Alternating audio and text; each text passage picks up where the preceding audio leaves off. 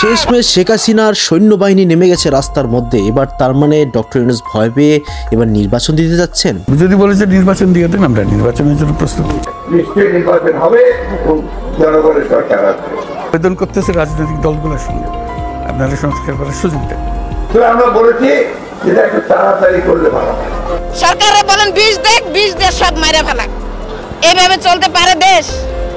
এই যে আজকে ছাত্ররা মাস্টার মাইন্ড ইন্নুস আছে না, ইন্নুস আইডি করাইছে, হ্যাঁ পাবলিকে করায় নাই। দর্শক, খেলা কিন্তু জমে গেছে। এবার প্রত্যেকটা জায়গা থেকে এরকম মিছিল বের করতেছেন। শেখ হাসিনার কিছু হলে ইউনূসের যেন আর পদ ঠিক থাকবে না, ঠিক ইউনূসের যেন কোনো পদেই থাকবে না। ইউনূসের অবস্থা খুবই খারাপ হতে চলেছে। যেভাবে বক্তব্য দিন আজকের ভিডিও খুবই চাঞ্চল্যকর হতে চলেছে। না টেনে সম্পূর্ণ ভিডিওটি দেখুন যদি বিষয়টা জানতে চান। এবার শেখ হাসিনার নতুন প্ল্যান এবং সেটা বাস্তবিক হয়ে যাবে এবং তারা কিভাবে তার নেতাকর্মীরা নেমে গেছেন আপনারা জাস্ট এই ভিডিওটি দেখলে বুঝতে পারবেন। চলুন ভিডিওটি কথা বলবো, আমরা সরাসরি ভিডিওতে চলে যাই। পুরো ভিডিওটি দেখুন। মাস্টার মাইন্ড ইন্নুস আছে না, ইন্নুস আইডি করাইছে, হ্যাঁ পাবলিকে করায় নাই। হ্যাঁ এখানে কইতাছে যে ছাত্র আন্দোলন না, এটা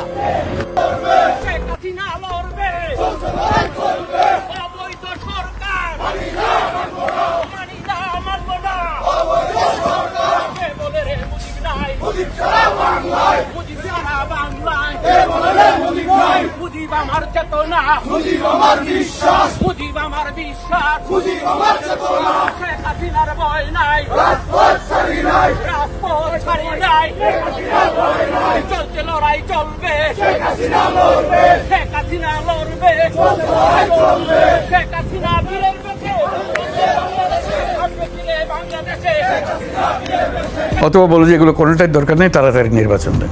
যদি বলে যে নির্বাচন দিয়ে দেন, আমরা নির্বাচনের জন্য প্রস্তুত। আবেদন করতেছে রাজনৈতিক দলগুলোর সঙ্গে আপনারা সংস্কার করার সুযোগ দেন। ওরা সুযোগ না দিলে আমরা আর কি করবো? আমরা নির্বাচন দিয়ে চলে যাবো। আর আমরা তো এই কাজের মানুষ না, আমরা বাইরের থেকে নিয়ে এসছে, তারাই পছন্দ করে এনেছে। কাজে আমরা যুদ্ধর পরই উদ্ধার করি। তা অর্থনীতি লন্ডভন্ড, ব্যাংকিং সিস্টেম লন্ডভন্ড, ব্যবসা বাণিজ্য লন্ডভন্ড, যাদের নিয়ে আমাদের কাজ করতে হয় এই উপদেষ্টা মণ্ডলে, তারা বলে আজকে আমারে ছেড়ে দেন। আমি কি করে চলবো? এই বেতনে আমার ছেলের বেতন দিতে পারতেছি না। আমার যত তাড়াতাড়ি পারেন এই নির্বাচন দিয়ে দেন, আমরা যাই। আর আমাদের তো সাজানোর তো দরকার নেই, আমরা তো নির্বাচনে কন্টেস্ট করতে যাচ্ছি না যে সুন্দর দেখাইতে হবে আমাদেরকে। আমাদের তো সেই ঠেকা নেই, আমরা যা আছে সেটাই বলি, বরং খারাপ হলে সেটা তাড়াতাড়ি বলি যে ভাই এই খারাপ অবস্থা আমরা পাইছি। এখনো অনেকে প্রশ্ন করছে এরকম আপনারা আবার কোনো নতুন করে ফ্যাসিবাদ তৈরির দিকে হতে পারে। আমি সেটার জন্য বলছি যে সংস্কারগুলো করে দেন, সংস্কারগুলো হলে আর ওগুলো হবে না। ভাঙা হাটের মধ্যে যা যা করতে হয় সেগুলো জোড়াতালি দিয়ে চলবে।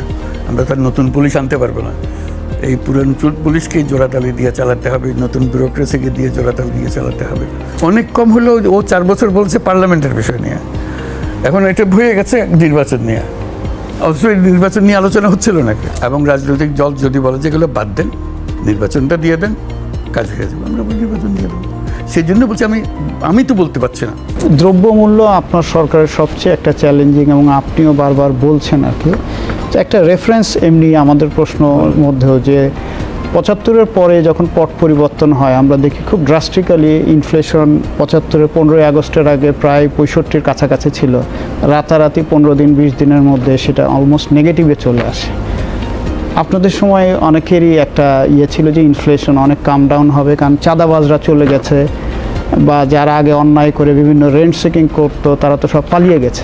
দ্রব্যমূল্য কমছে না কেন? সেটা আপনারা রিপোর্ট করতেছেন কেন, কমতেছেন, এটা আমার বলার তো দরকার নাই।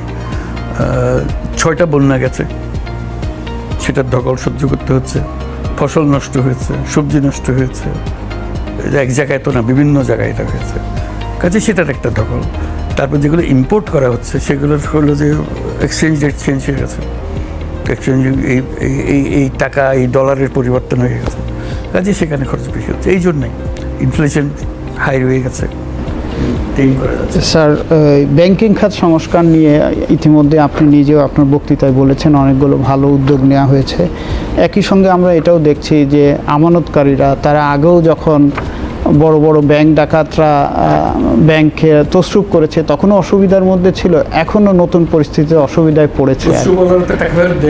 কিন্তু আমানতকারীরা তো আপনার কাছে প্রত্যাশা যে তারা এই ভোগান্তির মধ্যে পড়বেন। এটা হলো যে এখন অপশনগুলো কি, একটা হলো যে টাকা দিয়ে দাও, ব্যাংক বন্ধ করে দাও। ডিসি আর টাকা দিতে পারতেছে না, তার চেয়ে অল্প অল্প করে দিয়ে ব্যাংক বাঁচিয়ে রাখো। বহু রকম বড় বড় প্রতিষ্ঠান বেতন দিচ্ছে না, এটা কি করা যাবে? এটাকে বন্ধ করে দেওয়া, বিক্রি করে দেওয়া? বিক্রি করার হলে আইনের প্রশ্ন আছে, কার জিনিস আপনি বিক্রি করতেছেন? সে যদি তেল আমদানি না করে, আমি ভোজ্য তেল পাচ্ছি না। সে যদি চিনি না আমদানি না করে, আমি চিনি পাচ্ছি না। কাজে তাদেরকে চালু রাখবে, চিনি আসবে, নাকি বন্ধ করে দিয়ে চিনি বন্ধ করে আরেকজনকে চিনি আনতে হবে? কে চিনি আনবে? কাজে এইগুলো দোটানার বিষয়। আমরা স্বয়ংসম্পূর্ণ হয়ে গেছিলাম, এখন স্বয়ংসম্পূর্ণ আর নাই। এই ছয়টা বন্যার কথা বললাম, একবার ঠিক মৌসুমের ধান কাটার আগে নষ্ট হয়ে গেল সব। কাজে এই বিরাট একটা ঘাটতি, সেই ঘাটতি পূরণের জন্য এখন ইম্পোর্ট করতে হচ্ছে আমাদেরকে। সাংবাদিকতার বিষয় না, এটা হলো যে একটা জায়গায় যাওয়ার অনুমতি পাওয়া না পাওয়া। আমি টেলিফোনে সব কাজ এখান থেকে বসে করে ফেলতে, শুধু ঢুকতে পারতেছে না। ঢোকার অধিকারটা নেওয়া হয়েছে এবং সেটা আইনে বলা আছে, এই কার্ড যে কোনো সময় বাতিল করা যাবে, ইত্যাদি ইত্যাদি। সরকারে বলেন বিষ দেখ সব মাইরা ফেলাক। এইভাবে চলতে পারে দেশ? এই যে আজকে ছাত্ররা, কালকে গার্মেন্টস কর্মী, পরশুদিন ওই কর্মী এই কর্মী নামতেছে, আমরা এই যে হাইটে আমি টঙ্গি যাব। সরকারকে বলেন বিষ দিয়া আমাদেরকে মেরে ফেলে দিক, মানে ডক্টর মোহাম্মদ ইউনূসকে বলা হচ্ছে বিষ দেন, আমাদেরকে মেরে ফেলান। মাত্র 100 দিনের মাথায় কেন বর্তমান সরকারের প্রতি আম জনতার একজন মায়ের বা একজন বোনের এই আহ্বান? এই আহ্বানের একটা প্রধান কারণ হচ্ছে গেল 100 দিন যাবৎ বাংলাদেশ একটা রাষ্ট্র পরিণত হয়েছে যেখানে কি বলা হয় যে যার যখন খুশি সে আন্দোলন করবে।